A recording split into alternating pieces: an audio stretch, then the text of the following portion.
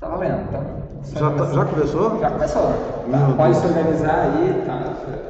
Concentra, a gente faz uma bagunça aqui. Tá, isso aqui não precisa, né?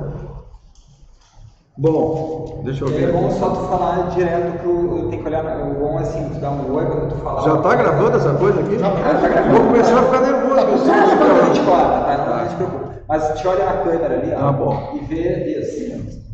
Bom, então o objetivo dessa exposição aqui, em 15 minutos, que é o tempo que foi dado, né, é discutir as principais escolas contemporâneas, já estou pensando junto, do pensamento econômico. Então, elas têm origem, que já foi visto aqui no encontro, nas aulas anteriores, a partir da escola clássica. A escola clássica, ela vai vigir durante praticamente todo o século XIX, e ela tem princípios bem claros, onde mescla indivíduo, teoria econômica, desenvolvimento econômico, e como as relações, né, se associam e interagem dentro desse processo.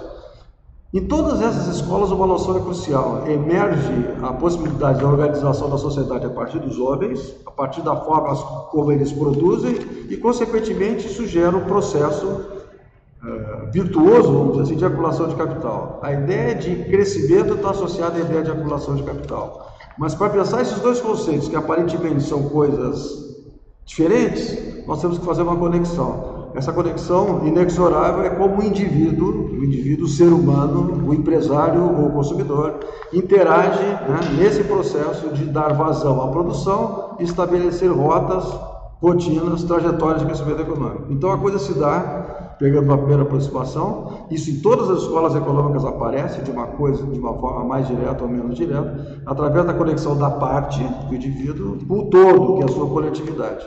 Esse é o campo da economia.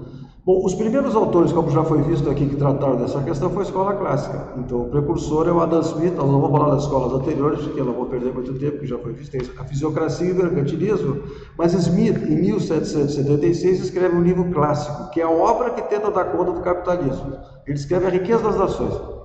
Por que as nações são ricas? Por que prosperam? Por que elas fracassam? Então, elas fracassam exatamente pelo primeiro mapeamento teórico que ele fez do capitalismo. Eu estou falando Smith porque tudo que ele vai dizer vai se conectar com a noção adicionalista que vai surgir 120 anos depois, e daqui a pouco nós vamos ver o que é.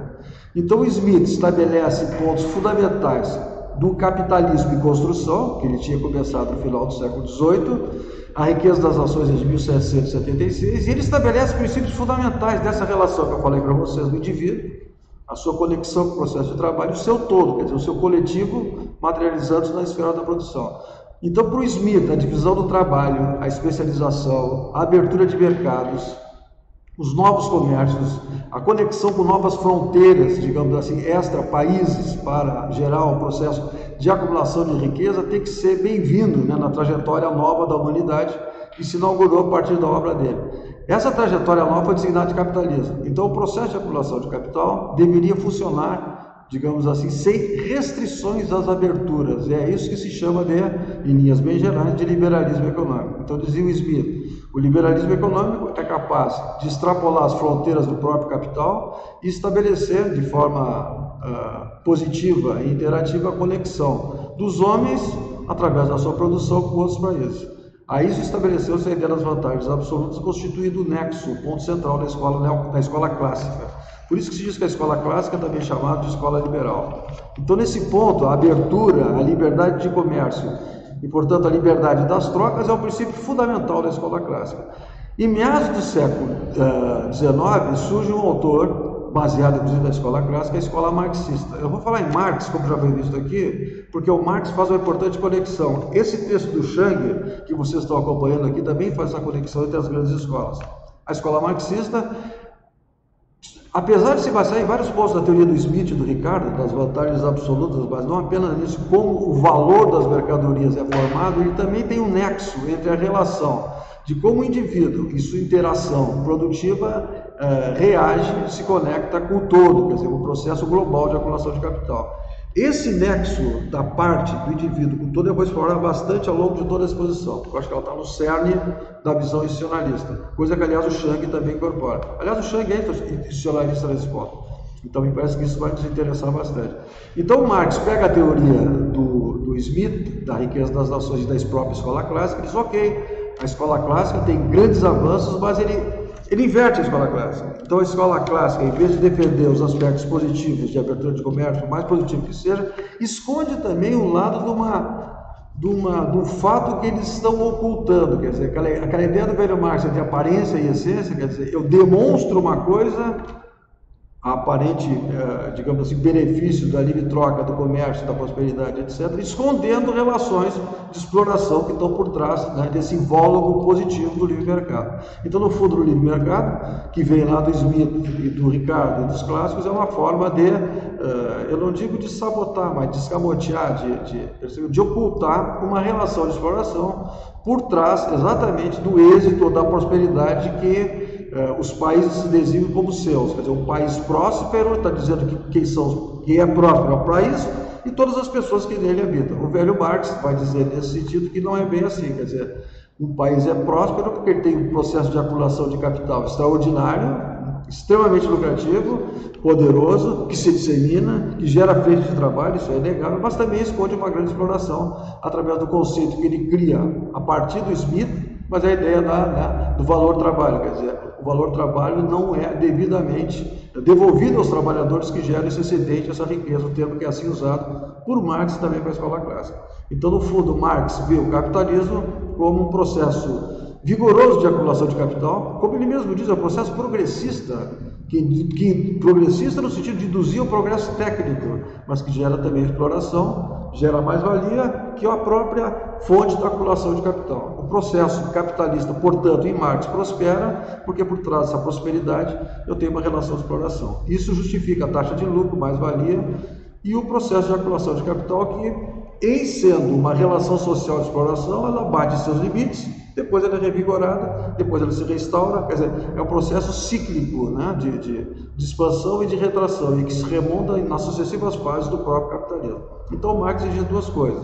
O capitalismo é um processo de exploração, centrado em vigorosa acumulação de capital, que não é permanente, ela é sujeita a ciclos, movimentos de expansão e de retração. Ele está introduzindo na ideia do Smith, que aliás está implícito também na escola clássica, essa noção de que a economia ela é limitada no tempo, ela tem momentos de expansão e momentos de contração. Então o caráter cíclico da acumulação de capital e sua inerente instabilidade é um ponto fundamental. Então isso é Marx, segunda metade do século XIX. No final do século XIX, por oposição à escola clássica, eu vou falar esses pontos, Fábio, porque nós vamos já entrar na escola nacionalista, surge uma escola que procura se dizer, de um lado, defensor e que está resgatando os princípios do Smith e do Ricardo da escola clássica, mas que se opõe à escola marxista. Então surge a escola neoclássica. A escola neoclássica tem vários princípios que mesclam essas duas escolas anteriores. Percebam que as escolas se sucedem nas interpretações, não é, Fábio? Não sei se está claro assim nesse ponto. Nas interpretações, pegando o ponto de uma, revigorando, retransformando e devolvendo uma teoria alternativa. Todas elas têm sua peculiaridade. Todas elas são divergentes. Mas todas elas não podem ser compreendidas sem a anuência da escola anterior que sucedeu. Então esse processo da escola neoclássica começa a tomar forma para negar, de um lado, a teoria do valor do Marx, dizendo, a escola neoclássica, Jevon, Marshall, Pigou, etc., que a escola que defende ou que procura interpretar o capitalista não pode se basear em Marx, porque não há uma exploração, quer dizer, os valores estabelecidos pela sociedade através do processo de troca, segundo a escola neoclássica, são valores de utilidade, valores de racionalidade dos indivíduos, valores onde o indivíduo recorre ao mercado para ter vantagens, não só em aquisição de bens, mas também em gerar um processo de acumulação de capital. Enfim, o processo de troca é um benefício para todo mundo. Não há no pensamento neoclássico essa ideia de exploração e, fundamentalmente, não há também essa ideia de crise. Por quê? Resgatando os clássicos, por isso que são chamados de neoclássicos, quer dizer, os princípios de funcionamento do mercado restauram a identidade e o funcionamento perfeito do próprio sistema. Perceba essa analogia que eu estou fazendo aqui dos clássicos, dos neoclássicos e dos marxistas. Quer dizer, para os neoclássicos, a lógica do todo ela é racional e ela é otimizadora, portanto, gera bem-estar para todo mundo, porque ela está assentada em princípios segundo os quais o indivíduo, ao buscar satisfazer suas necessidades, ele gera também um alvo coletivo do somatório dos indivíduos, que é um ótimo né, que é o bem-estar geral para toda a sociedade, que é o chamado conceito designado de ótimo de Pareto. Percebam que nessa noção neoclássica está implícita a noção de otimalidade e, consequentemente, de equilíbrio. A ideia do equilíbrio das relações dinâmicas entre a economia se estabelece porque todos os indivíduos são satisfeitos na sua ânsia de consumir, na sua ânsia de adquirir e na sua ânsia de comprar bens disponíveis no mercado. Quem realiza essa troca, o chamado leiloeiro walrasiano, que é um termo que vem da escola neoclássica, é o mercado. Portanto, restaura-se no mundo neoclássico a soberania do mercado e, portanto, da ação individual, no sentido de satisfazer todas as necessidades, que seria o ótimo individual, ele dialoga com o ótimo coletivo, que é o ótimo de Pareto. Percebam que nessa relação da economia neoclássica, tal qual ocorreu em Smith, há um nexo entre o indivíduo, a parte, e a conexão do seu coletivo, do seu todo, que são, digamos assim, os mercados, as trocas, o processo global de acumulação de capital. Então, nessa ideia, o pensamento neoclássico contempla o indivíduo apenas como um ente que toma decisões racionais para assegurar o ótimo sistêmico. Perceba que, nesse sentido, a escola clássica ela vê o todo, o mercado, a racionalidade, a soma da ação dos indivíduos, como resultado das ações individuais. E esse é um ponto, digamos assim, de grande discordância da escola adicionalista que vem na sequência. Então, para os adicionalistas, Só isso. Deixa eu não quero te interromper, só quero fazer em duas etapas. tá, como é que está o tempo?